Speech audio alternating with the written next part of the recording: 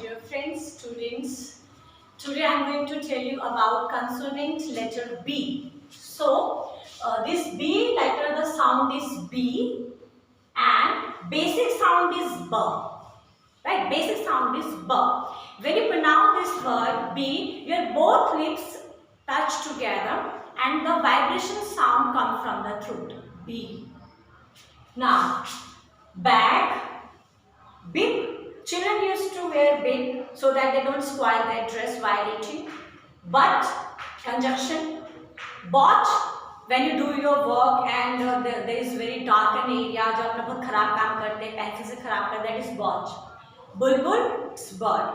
Now, when this B letter is at last, tap, bulb, rob, and drop. So the sound of B is B and sometimes it is silent. So when it is silent, when B consonant is preceded by M. जब B letter से पहले M होगा तो उस case में जो B है उसके साउंड को आप साइलेंट रखेंगे. For example, Tom.